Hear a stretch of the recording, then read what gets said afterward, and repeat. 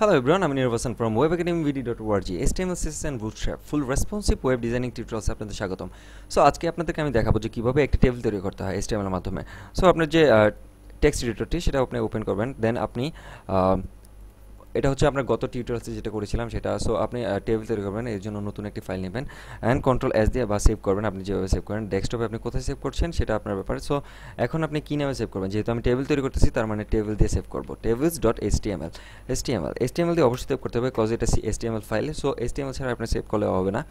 So এখন আমি HTML কাজ করছি, গত টিউটোরিয়াল আমি কয়েকটা টিউটোরিয়ালসে দেখিয়েছি যে এক্সক্লামেশনের যে ট্যাগটা, সো এক্সক্লামেশন দেন ট্যাব কন্ট্রোল দেন হচ্ছে আপনার যে এটা ডকুমেন্ট দেওয়া আছে অটোমেটিকলি ডিফল্টভাবে আপনার এটা ডকুমেন্ট। এখন টাইটেলটা কী হবে, আমি টেবিল করতেছি, TABL টেবিলস। এখন কন্ট্রোল এস দিলাম, সেট হয়ে গেল। সো এখন দেখতে পাচ্ছেন যে আমি এখানে আমি যেহেতু টেবিলস টাইটেল দিয়েছি, এখন আমি টেবিল করব। আর প্রত্যেকটা জিনিসেরই প্রত্যেকটা HTML এর প্রত্যেকটা জিনিসের আলাদা আলাদা ট্যাগস আছে। সো টেবিলের জন্য আলাদা একটা ট্যাগস আছে। সো এখানে আমি জায়গা নিলাম, আর টেবিলস যে ট্যাগটা সেটা দিয়ে আমি কাজ করব এখন, TABL টেবিল। দেন টেবিলের যে ফার্স্ট স্টার্টিং ট্যাগ আর হচ্ছে এন্ডিং ট্যাগ, দেন এটা আমি বুঝার সুবিধাতে এটা আমি একদম লাস্টে নিয়ে যাচ্ছি। সো আপনার এখন প্রত্যেকটা জিনিসের মধ্যে আপনাকে ফার্স্ট টাইম আরেকটা জিনিস বুঝাই, সেটা হচ্ছে যে আপনার হরিজেন্টাল আর হরিজেন্টাল হচ্ছে এরকমভাবে, তার মানে হচ্ছে এটা হ্যাঁ। আর ভার্টিক্যাল হচ্ছে আপনার হচ্ছে কলাম, কারণ এখানে একটা কলাম, এখানে একটা কলাম, এখানে একটা কলাম, এখানে একটা কলাম, সাপোজ এরকমভাবে। ভার্টিক্যাল হচ্ছে এভাবে সিরিয়াল বাই সিরিয়াল, এভাবে হচ্ছে ভার্টিক্যাল। সো এটা আসলে বুঝে রাখবেন বা মাথায় একদম মুখস্থ করে নেবেন। আর যাই হোক, আপনার ফার্স্টে আপনার টেবিল তৈরি করছি। সো এখন আমি একটি টেবিল নিব। অবশ্যই আপনার টেবিলের মধ্যে আপনার প্রয়োজন হবে। সো টেবিল যে একটা ট্যাগ। সো এখানে আমি ধরেন সাপোজ টেবিল ডাটা, অবশ্যই টেবিল ডাটা থাকবে, TD। টেবিল ডাটাটা আপনি কী নেবেন, suppose TABL table data 1, control S. Then আপনি দেখতে পাচ্ছেন এখানে কিন্তু চলে আসছে। সো এখন আপনি এটা ফুল কপি করবেন, আরও কয়েকটা ডাটা নেবেন, সাপোজ কন্ট্রোল এস। আপনি এখন দেখতে পাচ্ছেন যে এটা কিন্তু আপনার কলামের মধ্যে, একটা কলামের মধ্যে, হ্যাঁ। আপনার বুঝে সুবিধাতে আমি এটা একটু ছোটো করে নিচ্ছি।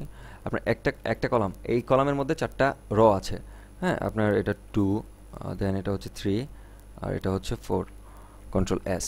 দেন দেখতে পাচ্ছেন যে একটা কলাম। এখন আপনি একটা টেবিল, একটা এর মধ্যে একটা এটা হচ্ছে একটা এর মধ্যে একটা এর মধ্যে কয়টা কলাম আছে, একটাই কলাম আছে, 1টা 2টা 3টা 4টা। আমি এখন তিনটা কলাম নেই, কন্ট্রোল ডি কন্ট্রোল। সো এখন দেখতে পাচ্ছেন যে আপনার এখানে এখন কন্ট্রোল এস। এখন দেখতে পাচ্ছেন যে আপনার 3টা কলাম হয়ে গেছে, একটা টেবিল এর ভিতরে, একটা এর ভিতরে 3টা কলাম। এখন একটা এর ভিতরে একটা এটা, হ্যাঁ। একটা এর ভিতরে কিন্তু এখানে একটাই আছে, মানে একটা এর ভিতরে একটা কলাম আছে। সো এখানেও আমি নিচ্ছি তিনটা কলাম নিচ্ছি, কন্ট্রোল ডি। সো এখানেও আমি নিচ্ছি কন্ট্রোল ডি, দেন এখানেও নিচ্ছি কন্ট্রোল এস। এখন দেখতে পাচ্ছেন যে আপনার এটা হচ্ছে র টেবিল 1 এটা হচ্ছে আর টেবিল 2 টেবিল ডাটা। সো আপনার এটা দেখতে পাচ্ছেন যে আর কলাম হচ্ছে টেবিল ডাটা 1, মানে সিরিয়াল বাই সিরিয়াল 1 2 3 4, একটা কলাম, 2টা কলাম, 3টা কলাম। সো এখন আপনি টেবিল, যেহেতু প্রত্যেকটা জিনিসের হেড থাকে, সো আমি এখন টেবিল নিয়ে আমি হেড নেব। এর হেডগুলো কী হবে, সো আমি আরেকটা ডাটা নিই, টিআর টেবিলের মধ্যে আপনার টি হেড এটা হচ্ছে আরেকটা ট্যাক্স। এখন আপনি টেবিল ডাটাগুলো কী নেবেন, ধরেন সাপোজ সিরিয়াল নাম্বার বা রুল নাম্বার, দেন হচ্ছে কন্ট্রোল ডি। যেহেতু 3টা কলাম নিব একটা টেবিল রোয়ের ভিতরে, এখানে 3টা কলাম আছে। সো আপনার রুল নাম্বার, পরেরটা ধরেন সাপোজ স্টুডেন্ট, স্টুডেন্টস, দেন আপনার পয়েন্টস, কন্ট্রোল এস। দেখতে পাচ্ছেন যে এটা কিন্তু অটোমেটিকলি বোল্ড হয়ে গেছে, দেন এবং আপনার সেন্টারে চলে আসছে। সো এটা অটোমেটিকলি হয়ে গেছে, এটা টেবিল হেডের যে কাজটা সেটা অটোমেটিকলি হয়ে যায় ডিফল্টভাবে। সো এটা এখন আপনি যদি ইচ্ছা করলে যে এটা কিন্তু আপনার নর্মালি, এখন আপনি দেখতে পাচ্ছেন যে এটা কিন্তু একটা সাইডে চলে আসছে। এটা আপনি হয়তো বুঝতে পারছেন, আমি দেখাচ্ছি আপনার। ধরেন সাপোজ রুল নাম্বার 01, দেন হচ্ছে রুল নাম্বার হচ্ছে 02, আর রুল নাম্বার হচ্ছে 03, দেন হচ্ছে 04, কন্ট্রোল এস। আপনি দেখতে পাচ্ছেন যে একটা সাইডে চলে আসছে। সো একটা সাইডে চলে আসছে, এটা যদি আপনি সেন্টার করতে চান সেন্টার করতে পারবেন। সেটা হচ্ছে যে সেন্টারের জন্য আপনার একটা আলাদা একটা ট্যাগস আছে, সেটা হচ্ছে যে সেন্টার, CENTER, সেন্টার। দেন এই ট্যাগটা আপনি মাঝখানে, যেহেতু control X control V, then আপনি যদি আবার নিয়ে আসেন এটা কপি করে control C, control V, control V, control V, আমি কপি পেস্ট করতেছি, আপনারা অবশ্যই কপি পেস্ট করবেন না, কজ হচ্ছে কপি পেস্ট আমি একটু অলস টাইপের, যাই হোক আপনারা কপি পেস্ট করবেন না, যত কাজ করবেন, যত হ্যান্ড টু হ্যান্ড করবেন, দেন দেখবেন যে আপনার কাজটা তত তত হয়ে গেছে, মানে ক্লিয়ার হয়ে যাবে। সো এখানে দেখতে পাচ্ছেন যে এটা কিন্তু সেন্টারে চলে আসছে, এটা হচ্ছে ছোটো একটা ট্যাক্স বলা চলে। সো এটা অনেক সময় অনেক উপকার আসে যে আপনি আর কোনো কিছু আপনি মাঝখানে নিতে যাচ্ছেন, তখন হচ্ছে না, তখন আপনি সেন্টার ট্যাক্স দিয়ে আপনি একটা মাঝখানে নিতে যাচ্ছেন, একটা একটা করে আলাদা যে কোনো একটা নিতে যাচ্ছেন। সো আপনার আশা করছি বুঝতে পেরেছেন। এখন আপনার স্টুডেন্টের নাম ধরেন আপনার যে চারজন আছে, আপনার চারজনের মধ্যে আপনার কী কী নাম দিবেন, আপনার ধরেন সাপোজ এক নম্বরে হচ্ছে নীরব, দেন হচ্ছে সেকেন্ড হচ্ছে বিভব, দেন হচ্ছে আপনার মোহান, দেন হচ্ছে আপনার শুভ, SH, শুভ, কন্ট্রোল S। দেখতে পাচ্ছেন যে আপনার এটা কিন্তু চলে আসে, এটা কিন্তু কর্নারে চলে আসে, আর এটা কিন্তু মাঝখানে, কজ এটা সেন্টারিং করেছি আমি, এটা সেন্টার করেছি, এটা কিন্তু সেন্টার করে নিই। যাই হোক আপনারা এটা নিজেরা করে দেখবেন যে কীভাবে করতে হয়, আপনারা করলে অবশ্য বেটার হবে। আপনার পয়েন্টস পেয়েছে ধরেন সাপোজ নীরব, যেহেতু আমি তার মানে একটু বেশি পেয়েছি, কন্ট্রোল, যেহেতু 96% পেয়েছি মানে 96, আর দেন হচ্ছে বিভব সাপোজ 92%, সে 92% পেল, দেন হচ্ছে মোহন 88%, আপনার দেন হচ্ছে শুভ আপনার 82%, 2%, কন্ট্রোল S। এখন দেখতে পাচ্ছেন যে এটা সুন্দর একটা টেবিল হয়ে গেছে, কিন্তু টেবিলের মধ্যে কিন্তু কোনো বর্ডার নাই। হ্যাঁ, এখন আপনি বর্ডার ক্রিয়েট করতে হলে আপনার বর্ডারে যে আপনার একটা অ্যাট্রিবিউট আছে, সেটা হচ্ছে যে বর্ডার দেওয়ার পরে দেখবেন যে আপনি এক করে দেবেন, কন্ট্রোল S। দেখতে পাচ্ছেন যে অটোমেটিক্যালি কিন্তু বর্ডার হয়ে গেছে, এটা হচ্ছে ডিফল্ট। হ্যাঁ, আপনি বর্ডার কিন্তু এক হয়ে গেছে, এক। এখন আপনি এটার মধ্যে কিন্তু সেল স্পেসিং আছে, সেল স্পেসিং বলতে এখান থেকে এখানে এই সেল, আমি একটু বড় করে দিয়ে বুঝাচ্ছি, cell spacing, CELL, cell spacing ধরেন সাপোজ আপনি 5 দিলেন, কন্ট্রোল S, 5 দিলেন, তার মানে এখন বড় হয়েছে। আমি বুঝাচ্ছি যে এখান থেকে যে এই সেলটা থেকে এটা পর্যন্ত আপনার 5 স্পেস আছে, 5। সো এখন আরেকটা জিনিস, এটা আমি পুরো ক্লিয়ারলি বুঝাবো পরে যখন CSS ধরবো, সেল স্পেসিং বা হচ্ছে সেল পাডিং আছে আরেকটা, CELL, সেল পাডিং হচ্ছে ধরেন 5 দিলেন, কন্ট্রোল S, তার মানে হচ্ছে এই সেল থেকে সেল পর্যন্ত এটা হচ্ছে সেল স্পেসিং। আর হচ্ছে আপনার এই রুল নাম্বার, এই টেক্সট থেকে মানে ডকুমেন্ট থেকে, মানে ডাটা থেকে, আপনার টেক্সট থেকে আপনার সেল পর্যন্ত যে জায়গাটা, টেক্সট থেকে হ্যাঁ সেল পর্যন্ত যে জায়গাটা, সেটা হচ্ছে আপনার 5। এখন আপনি যদি এখানে 10 দেন, কন্ট্রোল S, দেখতে পাচ্ছেন যে এখান থেকে এখানে কিন্তু জায়গাটা বড় হয়ে গেছে। হ্যাঁ, এটা হচ্ছে সেল পাডিংয়ের কাজ, আমি এটা ক্লিয়ারলি বুঝাবো যখন CSS যাব। এখান থেকে এখান পর্যন্ত হচ্ছে আপনার টেক্সট থেকে এই যে টেক্সট, প্রত্যেকটা টেক্সটের চারদিকে যে স্পেসটা গিয়েছে 10 করে গিয়েছে। হ্যাঁ, আর হচ্ছে প্রত্যেকটা টেক্সট আপনার সেল, এটা হচ্ছে একটা সেল, এটা হচ্ছে একটা সেল, এখান থেকে এখানে অথবা এখান থেকে এখানে আপনার 5 দিয়েছি, আপনার 5 দিয়েছি। সো আপনি দেখতে পাচ্ছেন যে এখানে সেল স্পেসিংটা আমি 5 দিয়েছি, আর সেল পাডিংটা আমি 10 দিয়েছি। এখন বর্ডার যদি আপনি 0 দেন, বর্ডার 0 দিলেন, কন্ট্রোল S, আপনার বর্ডারটা কিন্তু চলে গেল। সো এখন আমার বর্ডারটা 1 দিলেন বা 2, 1, কন্ট্রোল S, এটা কিন্তু এখন আপনার দেখতে পাচ্ছেন যে বর্ডার হয়েছে আপনার, যেহেতু পাডিংটাও বুঝেছেন আর হচ্ছে সেল স্পেসিংটা বুঝেছেন। সো এখন আমি এটার জন্য একটা ক্যাপশন নিব, এই টেবিলের মধ্যে যে ক্যাপশনটা, এখানে আমি টেবিলের ভিতরে, হ্যাঁ ক্যাপশন টেবিলের উপরে আপনি ধরেন যে আপনার স্টুডেন্ট রেজাল্টস এরকম একটা ক্যাপশন নেবেন টেবিলের উপরে। সো আপনার ক্যাপশন একটা ট্যাগ আছে,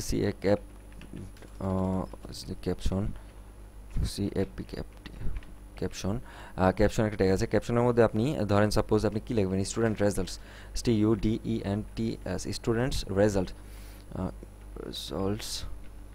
স্টুডেন্টস রেজাল্টস। এখন কন্ট্রোল S দিলেন, দেখেন কি অটোমেটিকলি কিন্তু এটা মাঝখানে চলে আসছে, যেহেতু আপনার টেবিলের জন্য আলাদা একটা ক্যাপশন দেওয়া আছে। আপনি ক্যাপশনটা দিলে কিন্তু টেবিলের ভিতরে, এটা যদি আবার আপনি বাইরে দিতেন তাহলে কিন্তু এটা বাইরে, এটা মাঝামাঝি চলে আসতো না। সো এটা আপনার, এটা হচ্ছে ক্যাপশন। আর হচ্ছে প্রত্যেকটা, যেহেতু এটা টেবিল হেড, এটা যেহেতু টেবিল হেডার, হ্যাঁ আপনার হেড, প্রত্যেকটা এর জন্য আলাদা আলাদা, প্রত্যেকটা জিনিসের একটা মাথা, বডি আর হচ্ছে পা থাকে। হ্যাঁ, সো এটা আলাদা আলাদাভাবে যখন SEO করতে যাবেন তখন এটা অবশ্যই অনেক জরুরি হবে। সো এটা আমি এখন জাস্ট আমি করে দেখছি যে আলাদা আলাদাভাবে যে প্রত্যেকটা কী থাকে, table head, HEAD, table head থাকে। সো যেহেতু এটা হচ্ছে টেবিল হেড, কন্ট্রোল X, আপনার এটা টেবিল হেডের মধ্যে আমি ভরে দিচ্ছি। দেন আছে table body, T body body T body যেহেতু এই যে এটা হচ্ছে T body control X T body আপনার ধরেন সাপোজ এটা T body control V T body then আপনার টি ফুটার আমি একদম নিচেরটা টি ফুটার হিসেবে নিচ্ছি হ্যাঁ টি ফুটারের জন্য মানে পা যে নিচে থাকবে হ্যাঁ T foot F double O T foot so control S then আপনার এটা আসলে কন্ট্রোল এক্স দিয়ে আপনি এখানে কন্ট্রোল ভি দিলেন তার মানে হচ্ছে কি এখন আমি বুঝার সুবিধার্থে একটু করে নিচ্ছি টেবিল হেড তারপর হচ্ছে টেবিল কন্ট্রোল এস এটা এখানে কিন্তু কোনো চেঞ্জ হলো না এটা হচ্ছে এসইওর ক্ষেত্রে অনেকটা কাজে লাগে কজ হচ্ছে আপনি যখন গুগলে সার্চ দেবেন তখন সেটা আমি পরে বুঝে যাবো এসইওর যে কাজটা কিন্তু আপনারা এটা দিয়ে কাজ করবেন তাহলে আপনার এসইওর ক্ষেত্রে অনেকটাই কাজে দেয় সো এখন আপনার টি হেডটা যদি নর্মালি সাপোজ এখন টি হেডটা আপনি কেটে দিয়ে একদম লাস্টে নিয়ে আসেন তাহলে কি হবে দেখবেন যে আপনার কোনো চেঞ্জ হবে না আপনার ধরেন সাপোজ এটা কন্ট্রোল এক্স দিয়ে আপনি কেটে দিয়ে আপনি একদম লাস্টে দিলেন কন্ট্রোল ভি কন্ট্রোল এস আপনি এখন সেভ করলেন কন্ট্রোল এই যে সেভ দিলে দেখ কোনো চেঞ্জ নেই তার মানে হচ্ছে এটা হচ্ছে আপনার ট্যাগসের কাজ সো এটা যেখানে ছিল সেখানে নিয়ে যায় জাস্ট আপনার আমি বুঝে সুবিধার্থে এটা নিয়ে গেছিলাম এখন যদি আপনি টি বডিটা একদম লাস্টে নিয়ে যান কিন্তু এটা এখানেই থাকবে সো এখন আমি দেখাবো যে কিভাবে এই দুইটা ফাইল ধরেন সাপোজ আমার নীরব আর হচ্ছে বিভব দুইজনেই 96% পেয়েছে আমি একটা বক্সের মধ্যে করতে যাব যেরকম কল স্প্যান এটার মধ্যে কল স্প্যান আর র স্প্যান আছে আলাদাভাবে আপনি কল স্প্যানটা হচ্ছে ধরেন সাপোজ আপনি দুইটা দুইটা র বা দুইটা কলাম একত্রে করতে যাচ্ছেন হ্যাঁ তখন আপনার এই কল স্প্যান আর র স্প্যান প্রয়োজন হয় কল স্প্যান হচ্ছে কলামটা একসাথে করবেন আর র স্প্যান হচ্ছে দুইটা রকে আপনি একসাথে করবেন সো মানে আলাদাভাবে যে বক্সগুলো আছে সো আপনি এখন ধরেন সাপোজ কোনটা করবেন সাপোজ আপনি নীরব আর বিভব হ্যাঁ দুইজনেই 96 পেয়েছে তো কিভাবে করবেন এখন আপনি দেখতে পাচ্ছেন যে যেহেতু এটা হচ্ছে রগুলা হ্যাঁ এই যে আলাদা আলাদা দুইটা র হ্যাঁ তার মানে আপনার কি করতে হবে দুইটা র এখন দুইটা র এইটা 96% আর 92% 96 আর 92 এখন দুইটাকে আপনি একটা করবেন দেন আপনার কি প্রয়োজন হবে একটা তো কেটে দিতে হবে একটা কেটে দিলেন আপনি দেন আপনি এখানে লিখবেন যে র স্প্যান দিয়ে দেন আপনি 2 যেহেতু আপনি দুইটা করবেন এই দুইটা একত্রে করবেন কন্ট্রোল এস হ্যাঁ আপনি দেখেন অটোমেটিক্যালি কিন্তু নীরব আর বিভব সেম পয়েন্ট পেয়েছে সো এখন আপনি নর্মালি সাপোজ আপনি এখানে তো এটা আমি রেজাল্ট শিট করেছি কিন্তু অনেক সময় প্রয়োজন হয় আপনার দুইটা কলাম একসাথে করার জন্য সাপোজ আপনি দুইটা কলাম একসাথে করবেন এটা আপনি যেহেতু ফুটার আপনার ফুটারের মধ্যে আপনি রেজাল্ট আপনি ধরেন টোটাল হ্যাঁ এখানে আপনি 4 না লিখে এখানে লিখলেন যে টোটাল হ্যাঁ টোটাল এটা দুইটা আপনি একসাথে করবেন দুইটা একসাথে করবেন সাপোজ আপনি এখন দুইটা একসাথে করবেন যেহেতু এখন আপনি এই দুইটা এখন একটা কেটে দিতে হবে যেহেতু এই দুইটা করবেন হ্যাঁ এখন আপনি করেছিলেন কি টেবিল র করেছিলেন যেহেতু এখানে দেখতে পাচ্ছেন যে টেবিল র স্প্যান হচ্ছে দুইটা রকে আপনি একত্রে করেছেন হ্যাঁ দুইটা র কলামের মানে আলাদা কলামের দুইটা রকে একত্রে করেছেন এখন দুইটা কলামকে আপনি একত্রে করবেন সো আপনার একটা রয়ের ভিতরে সো একটা রয়ের ভিতরে যে রটার মধ্যে থাকবেন এটা আমি কেটে দিয়েছিলাম আপনি দেখতে পাচ্ছেন কন্ট্রোল ওয়াই এখন আপনি এখানে করবেন কল স্প্যান কল স্প্যান হচ্ছে 2 এখন আপনি কন্ট্রোল এস দেন